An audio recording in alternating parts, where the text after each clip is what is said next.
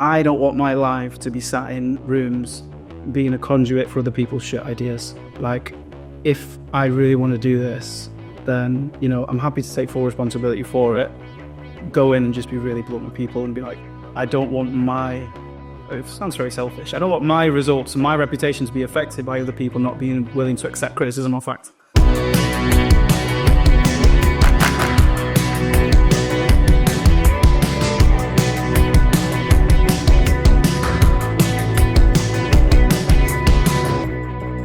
From Ministry of Work, welcome to Greater Manchester's Greatest Minds podcast, a show about Greater Manchester's pioneers, entrepreneurs and visionaries, and the stories that brought their ideas to life. I'm Eddie Whittingham, and on today's show, how Lewis Kemp's journey from a council estate in Bolton into entrepreneurship led him to building one of Manchester's top advertising agencies. What dictates success? Is it a case of nature or nurture, or a mixture of both? Lewis grew up on a council estate in Bolton, with his parents separating when he was a teenager. He grew up, by his own admission, as someone who was a bit of a loner and with undiagnosed autism. So how does someone then go on to build an advertising agency that works with some of the world's best 7- and 8-figure turnover brands, and to do so as a major influencer, amassing a huge online following? Born and raised not too far away from here in a place called sunny Bolton. On a council estate called Great Lever, which if anyone's ever been there, then they'll know how shit it is. And if anyone hasn't, please never go there. Like that scene in The Lion King, that you see everything where the shadow is, you must never go there. So I was born, mum and dad were together at the time. They separated kind of like later on towards like GCSE years, but fairly normal upbringing, to be honest with you. By all rights, I was an only child as well, which you can probably, now people who know me will go, yeah, you are definitely an only child. I like getting my own way. I don't like being told what to do, which kind of good characteristics of the business owner, I suppose. Yeah, quite. So if you're locally then, what did you actually want to be when you were growing up? Like, did you have any big dreams, aspirations? I wanted to be a dinosaur. With Bolton. Of course. Yeah, to be honest with you, I always wanted to work with animals. Yeah. I like animals more than people. Because I was a little bit of kind of like an odd one out growing up around other people, which I now know obviously is the autism, but struggling to fit in and stuff like that. Yeah. It was probably due to the fact that I also had a bowl cut, an eye patch and glasses as well, which probably didn't have matters at all. But yeah, I always wanted to be involved with animals. And then when I found out that as a vet, you had to put down animals, I was like, I don't really want to do that. Yep. But I've kind of always been interested in the creative elements. So I was very good at languages. I always loved like writing and reading. I was reading from like a dead early age, and I was into like kind of poetry and things like that. So yeah, as something creative where I could express myself. So naturally, English was one of your subjects, presumably, because that's poetry. Yeah, very much what you do now. And yeah, I guess, how did you get started then in the career you're in now? Because obviously you run a marketing agency now. Yeah. You obviously didn't start there, so you went to uni. Yeah. Well, I actually did 2 gap years before going to uni. First one, there was absolutely no cultural enrichment at all. It was, let's put off adult life for as long as we can and let's go on a bunch of holidays, Cabo Side up at the usual culturally enriched places. And then the second one, I was still trying to put it off. A lot of my other friends were going into the working world and things like that.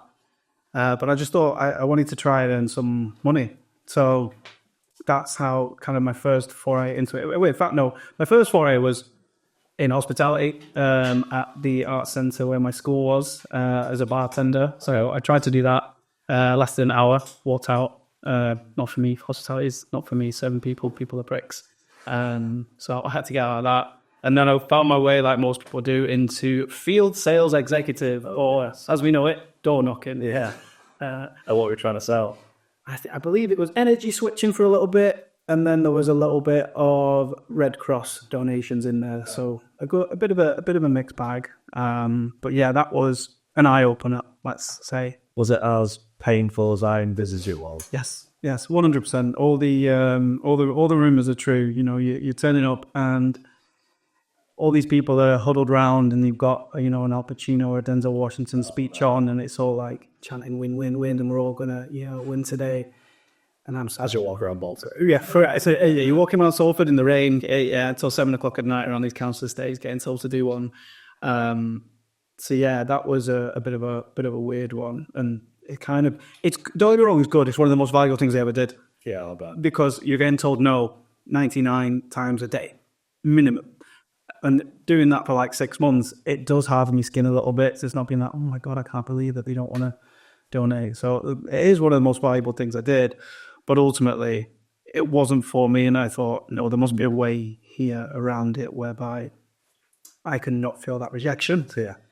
Hence marketing. Yeah. So it's marketing for me is, instead of me convincing you that you need something, it's me putting information in front of you whereby you convince yourself that you need something. And for me, that's a gentler thing where everyone's happier all around and I don't feel like I'm headlocking you into something that you don't want.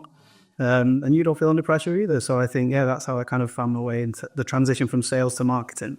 So that was before university or after? This was before university. Yeah. So after university, where I did sociology, which was, I went to a couple of lectures. And then they said they were going to put everything online. So I was like, okay, see you in a few years.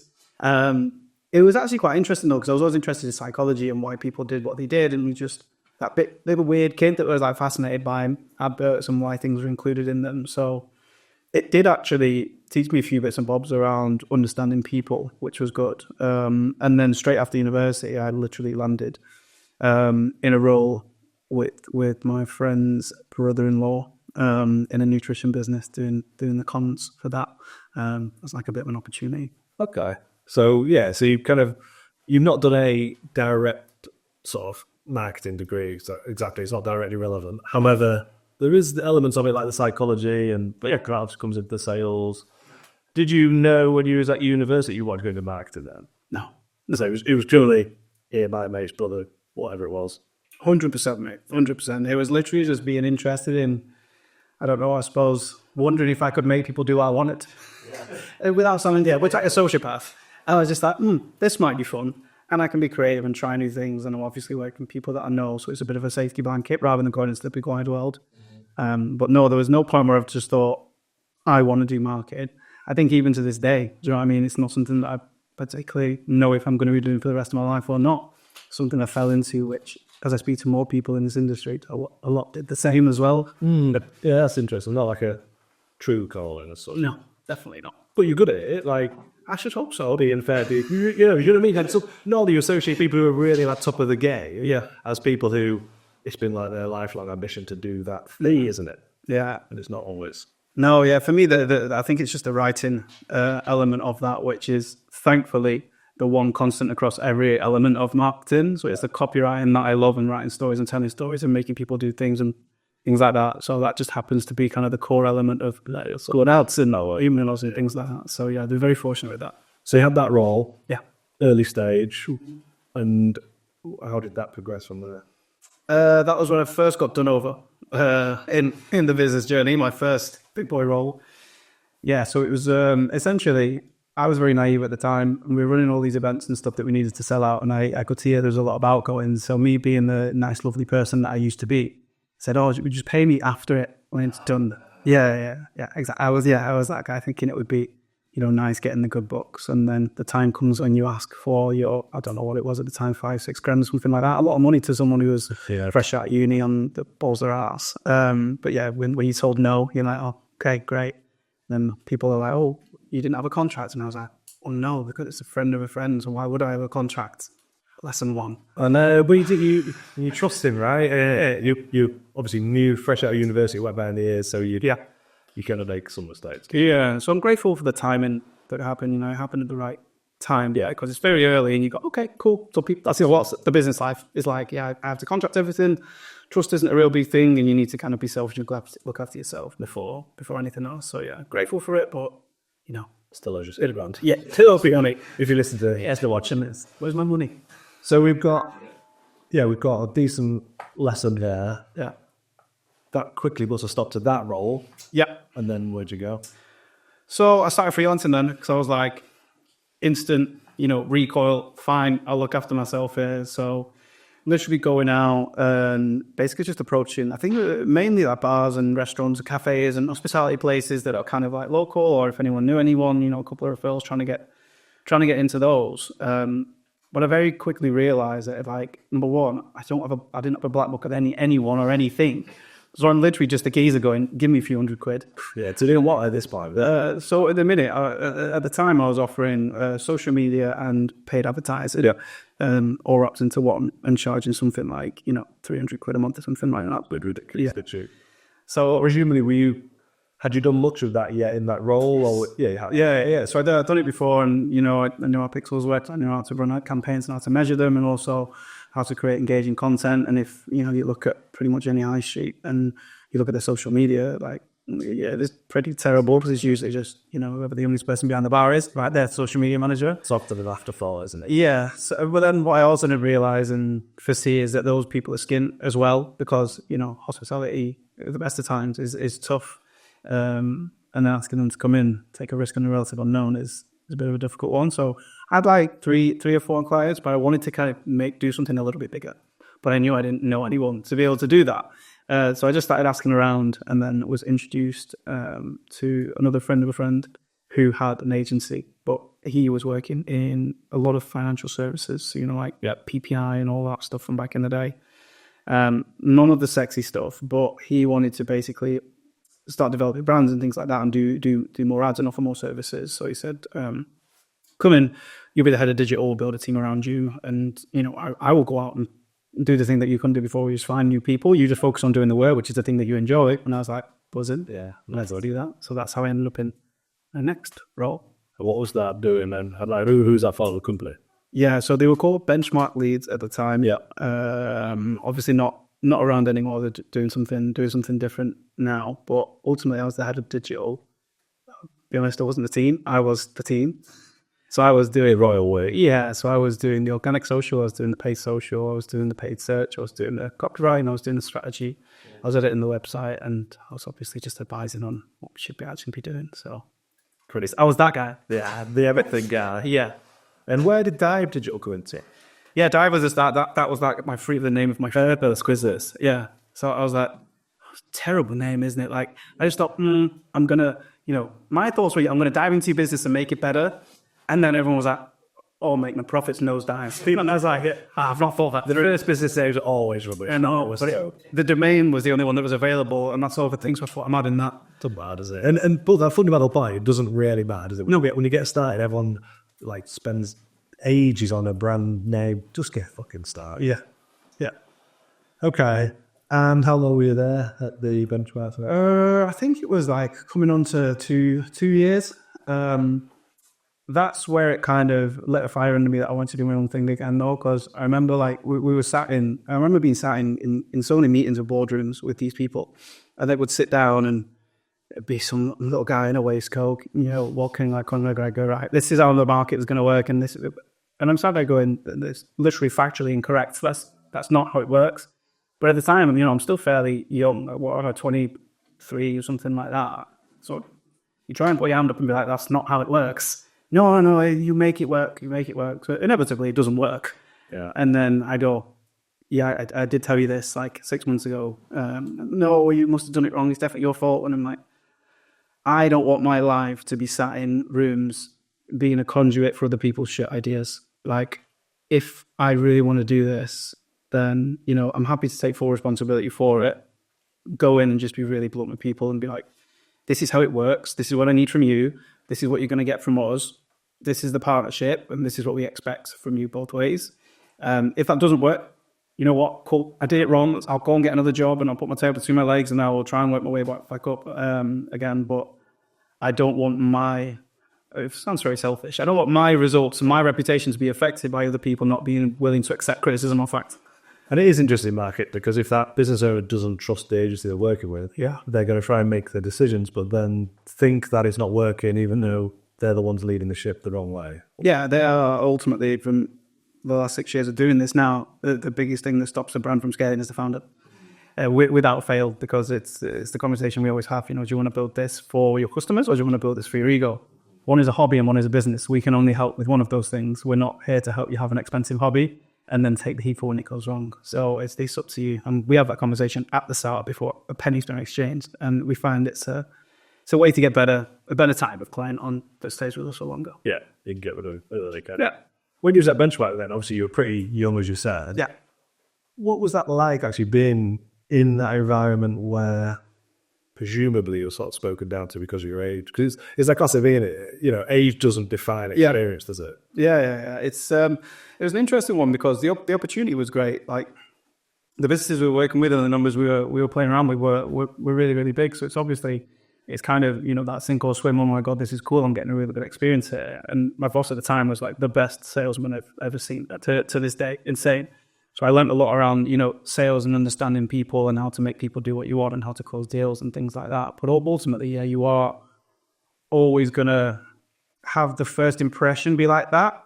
And the first impression, can still be like that these days, for instance. And so we slap all the results on the table and say, shut up, this is what we do. We're very, very good at what we do. So it's like you have to over-justify it in those days and be like, I know you want to listen to me because I'm 23, but here's everyone who did listen and look what they got. And I was obviously bolstered by having a good boss that would try and, fight on that as much as he could as well. Sometimes it didn't work, but sometimes it did. So yeah, I think it's important to have that support network around you, like a good mentor to go, no, creativity should be encouraged. We're not going to poo-poo it, even if it's not done in the boardroom. If we do it in our own office, it's something that we should like nurture and not try and like put young people down or say like your ideas are shit, even if they are. So interesting. He played quite a pivotal role, didn't he? Yeah, I would say so. Yeah, I'd say so, yeah.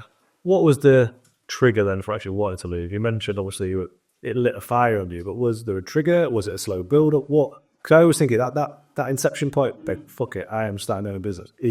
Bold move. Yeah.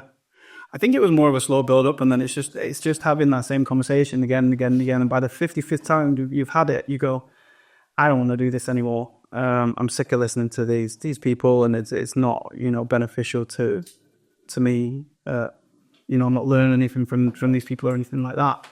So we just had an honest conversation. Was like, look, we're going to go this way, we're going to go that way, and it's all amicable. And then I ended up working with a couple of clients that we had that obviously they couldn't service anymore.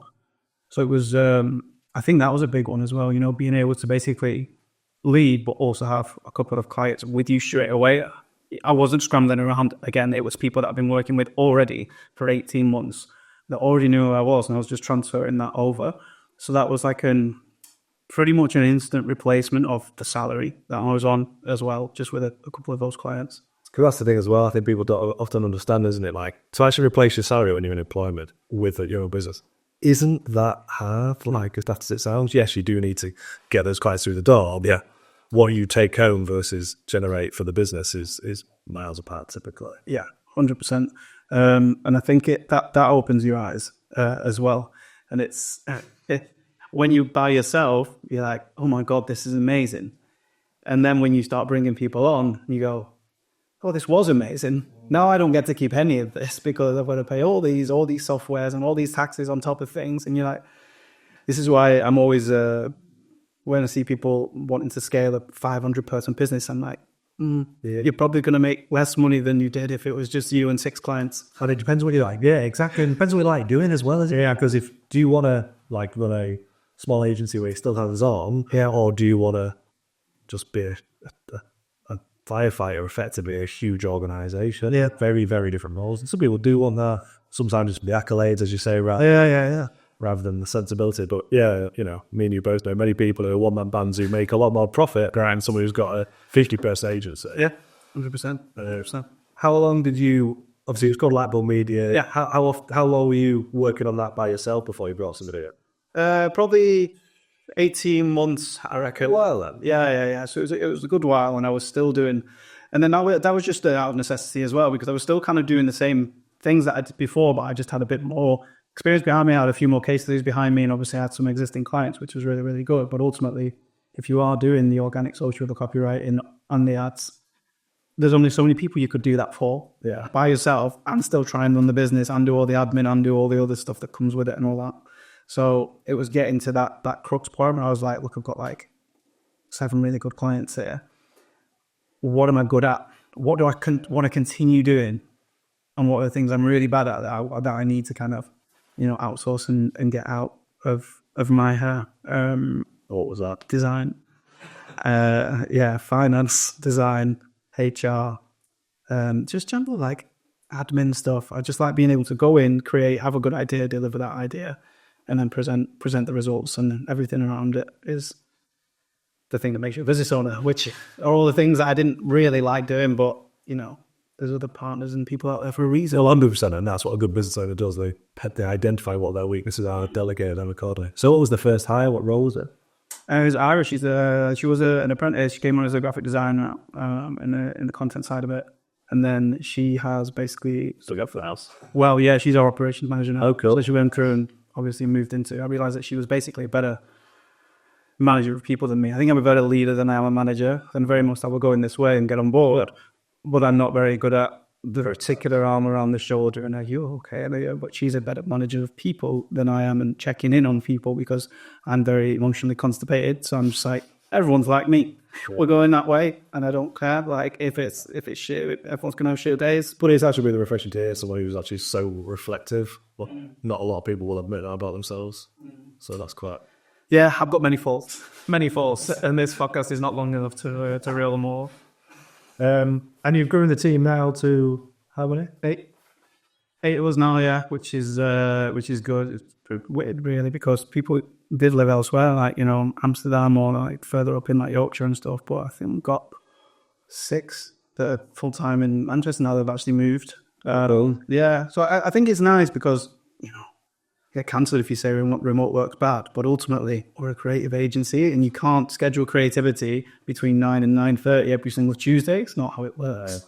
So we find that being around the same table and bouncing ideas off each other has made us basically much better. I'm all for remote working. I think it's got a lot of benefits, but you just cannot be that spontaneity of being in the office together, and the amount of the level of productivity you can get working together in an office. Just for that to go, hey Lewis, can I just pick your brains on X? You can't do that on Teams or on Zoom. It's just not the same. 1,000,000%. And I think with dealing with a young team as well that basically raced through COVID ultimately, and with like coming out of uni and stuff like that, I think it's actually a disservice to not allow social skills to be developed as well. Not even within our own team, but with other people in the office that you meet and go out with, and you go on socials and stuff like that. I think that's the kind of duty of care that I've got, to not raise someone who's just an incredible worker, but like socially inept.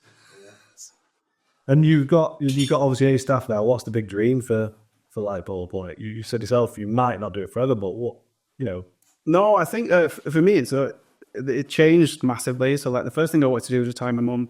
Lightbulb was just a vehicle to do that. So I managed to do that last Christmas, which was really, really good. Oh, good. So that's a big tick off. But then for that, I genuinely do like going deeper on fewer clients. I'd rather have, 15 clients that we do everything for, that we're like really deep partners with, rather than, a roster of 100 that we're running around and you can't really form relationships and everything's fast moving. So I think it's really nice as a lifestyle business. If we've got a good team that enjoy their work and we're doing great stuff for great people who we can like scale really deeply with, then for me, that's happiness. Do you know what I mean? I'm getting paid to do a thing that I'm very good at, and then I'm working with people that I like. I think a lot of people would kill for that. It was, 100%. And it's because it's not as easy, and it's obviously, you've got bags of experience to get there. Yeah. But then to want to carry on doing that, having a team, running a team, keeping a team happy isn't easy. No, yeah, the root of pretty much every problem is people related. You would very quickly realize that, but I've got a deep love for data and everything just makes sense. But yeah, when you put in the objectiveness of people and people having to get along and clients having to get along with new people, etc., there's just so many different combinations that could basically go wrong. Yeah. So as small a team as possible with, as big a profit as possible. Would you ever want to scale it back, or? I don't think I'd scale it back. I think it's I think sub 10 is a really nice amount where people, but you're not rushing around or constantly have it, feeling stretched. I think if you scale it back too much, then it becomes, okay, well now I've just swapped that problem for having to herd a load of freelancers together, and then they're up and down, and who can I rely on with there? So I think the stress that you got, I think if you find good people, hold on to them tight. But then as far as like scaling it up, would it be scale it up? I think it'd probably be scale it across, if you wanted to do separate services, like resources or things like that, because we do offer obviously training and consultancy as well as the management. So there's kind of something for everyone, depending on where they are. but everyone's been crying out for like digital resources and things like that to get involved in. So there's options that could be attached to Lightbulb, but I like what we do at the minute, and I'm happy and I'm paid okay, and everyone else is paid well, so shouldn't really complain too loud. No, give us some of the headline terms of the sort of achievements that you've had at Lightbulb in terms of, revenues for the clients that you're working with. Who are some of the clients even that you can mention? Yeah, so at the minute, I think we're touching around 200 mil total revenue across the entire time. But a lot of that, 70% of our clients are e-commerce, who are spending, can spend anything from 10K to 500K a month. So it's very easy to, generate 4 or 5K a month through ads if you're doing that. So yeah, we've got a couple of 8-figure furniture brand over in the USA. And then we've got a couple 7-figure brands over here in the UK that are in like cosmetics. But we work across like a mad range of sectors, to be fair. Everything from, your FMCG stuff, but then there's also the very boring stuff like steel buildings, which is very, very sexy. And then, we've just signed a client recently who I don't think I can mention, but are very big and everyone will know. And it's a bit of an odd one because you wouldn't expect us to get these, but it's going to be a fun one, I think, when we announce it.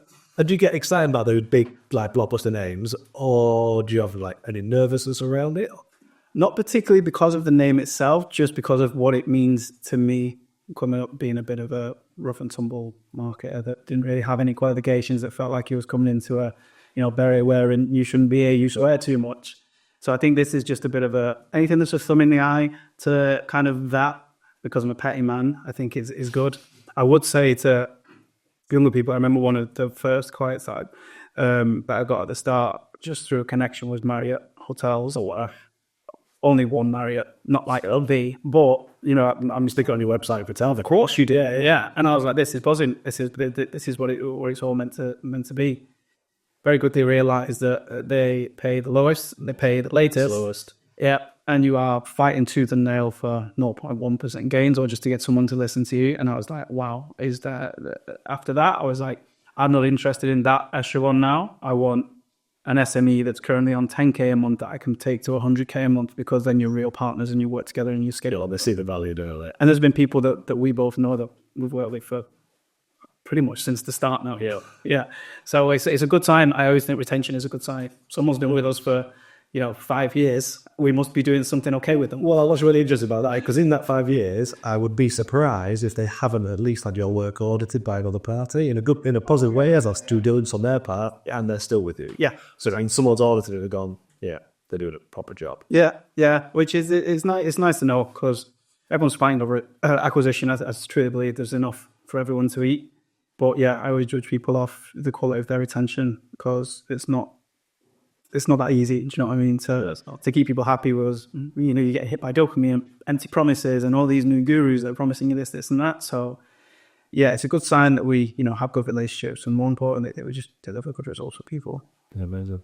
One thing you mentioned earlier that I thought would be useful to sort of circle back on was your autism diagnosis. Yeah. So how old were you when you got diagnosed? 30. Well, yeah. Yeah. Grand old age of 30. Wow.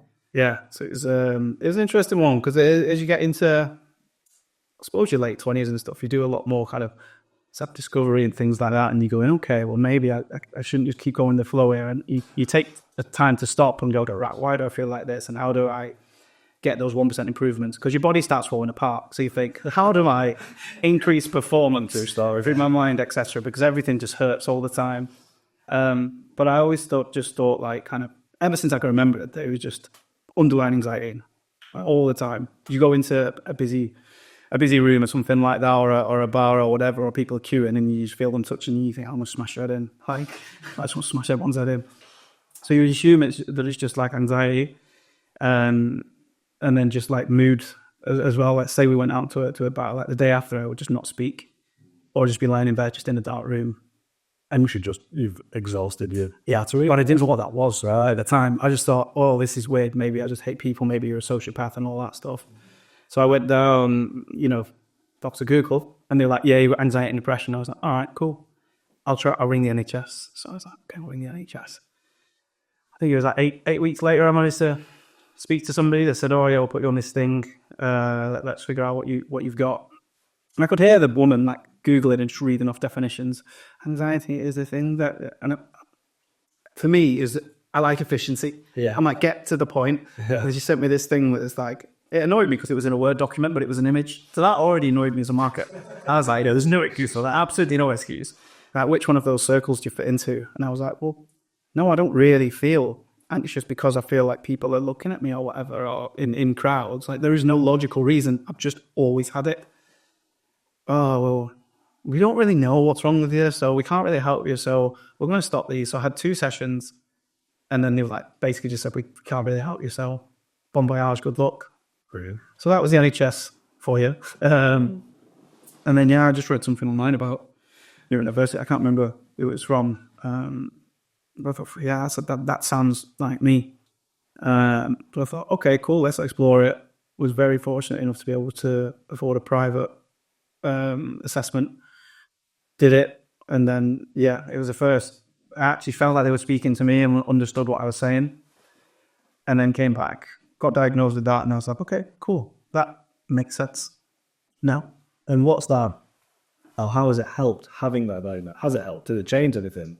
It doesn't really change anything drastically other than your own self-talk, I suppose, if you have the discipline to actually listen to it now. Because before, when you spend 30 years masking and basically trying to fit in and mirroring other people and doing what other people do and liking what other people like, it's hard to unlearn that stuff. It still happens naturally now. But because you are a very outgoing, I would think so. I try to be. Yeah.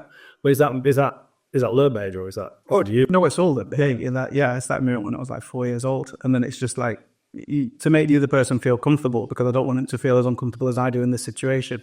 So the best thing you could do is mirror, and then over the years you get very, very good at that, and the screams happen like internally. Yeah. And you deal with it in other ways, but it helps you be easier on yourself, I would say. Just to go like, okay, cool. Well, there's this thing, and I haven't seen my friends in a while, so let's go to this concert. But let's not do anything strenuous the next day, and let's take some time to book that out. Yeah. Or even as far as, networking or going on calls. Before I would just do bang, bang, bang, 8 Zoom calls back to back. Now you have to put buffer time in there to basically stop, think, prep, next one, cool. So you're not losing that. Because there's nothing worse than as a marketer than losing creativity and not being able to formulate that because your head's just absolutely fried.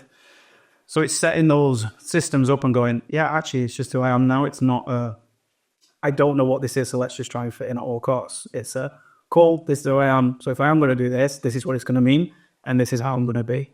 And I need to be okay with that. And then helps you plan a little bit better. And obviously planning is something that I enjoy. I like knowing where everything goes. And so the interesting, I suppose some of the side effects of the autism are almost some of your superpowers, though, I guess. Really? I mean, you could say superpowers. I don't know what I mean. If you say phrase, but I just think honestly that there's too much differentiation between neurotypical and neurodiversity, because I've got some strengths. I've also got some weaknesses. So is everybody else. Yeah. Mine are just a little bit different, whereby if I didn't mask, I probably would be looked at as a bit of a weirdo because I wouldn't fit into normal society's expectations or behaviors. Whereas other people are that, I'm bad at drawing. Okay, that's your weakness. Yeah. Whereas mine will be social skills and things like that, for instance. So, I think I don't try and divide it too much or look into it too much like that and try and segment it out, because I don't think it's helpful when people are like, oh, you're so brave and it's this and that. Because I think there's generations of people out there that may also feel left out, that are completely neurotypical, and suddenly they see people being called, so brain and heroes, and I want to be called that. So therefore, I'm going to go and seek that out, and I'm going to make that my entire identity, rather than actually leaning into the things what you could be doing. Because I could easily sit there and go, well, I'm autistic, so the world has to wrap around me. Yeah. Not going to happen. Not going to happen. And the people that think it will are delusional. I would rather continue moving forward whilst advocating for change, rather than sit with my arms folded and say, well, I'm not going to do anything because you've got to build this around me now. But I would rather meet people where. That comes from you from under a very high level of self-awareness, I think. Yeah, I suppose it is down to self-awareness, I think, because I think it's when I speak to people, it is just a bit sad sometimes when I hear that it's been made their entire identity and they are, completely refusing to budge and expecting the world to completely mold around them, because they are going to alienate people. And in 10 years they'll be sat there going, why do I not get invited out to anything? Why don't I have any friends? Why can't I hold down a job? Well, it's because you basically told everyone to F off unless they are 100% completely on board with you, and anything that is completely different to that, they've been cancelled, deplatformed, and you've isolated yourself. I don't think that's a healthy way to be, personally. And that applies probably to a lot of things at the moment. Yeah. Culturally. So, looking at where you are today, what do you think's been your greatest achievement? Probably retiring my mum. I think coming from where we come from in a council estate, and then obviously they separated.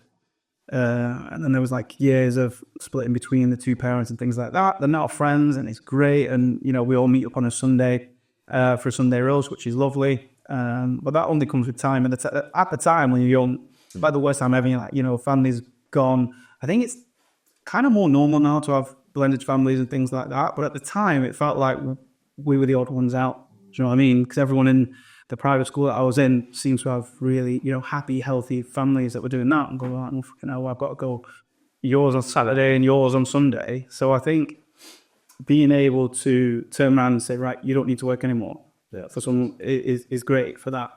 I tried it with my dad. He refuses. So he's still, 60 odd running around on roofs. Like, and he won't. Like, I've told him, I said, you can stop whenever you want. No, I like being active. I like being out and about 2-3 days a week. It keeps me active. So, yeah, but knowing that he can at any point is good for me. Yeah, and I think probably is equally good for him, because he's probably enjoying what he does a bit more for that freedom. Because it's that freedom thing, isn't it? That's what I've always said about being a business owner. Yeah. It's what about the money? The money is a nice byproduct if you do well. Yeah. But unfortunately, you need money to buy the freedom. Yeah. And obviously, whether he continues to work or not, you still bought him some freedom, haven't you? Oh, 100%. Yeah. People say money doesn't buy happiness. They're liars. It does. It does, because it buys security. It buys freedom. The only difference is what people choose to spend their money on. For me, there was always top of the list, retire both of them. And then I can maybe start looking internally and going, but then by the time you're at that stage, like, I'm at, do I really need a Lamborghini? No. No. It's it. So it's all the stupid stuff that you thought you needed. I'm glad I didn't buy that. I'm glad delayed gratification is something I'm very good at. I've always been very good at, and I think a lot of poor people who grow up poor are very good at delaying their gratification because they've never had any. So you don't know what you're missing out on. So yeah, I think the longer you can stay in that mindset, the faster you get there with, compound interest in all aspects of life, not just financial as well, just compound interest of your community and your network and things like that. That's Lewis Kemp, founder of Lightbulb Media. What a journey he's been on to where he is today, yet handled with total self-reflection and honesty. Thank you so much for listening to the show this week, and please make sure to click the follow button on your podcast app so you never miss a new episode of the show.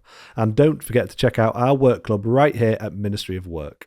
This episode was produced, recorded and edited right here at Ministry of Work, with a special thanks to our studio manager Dan Brown and, of course, to you for listening. I'm Eddie Whittingham, and this has been Greater Manchester's Greatest Minds.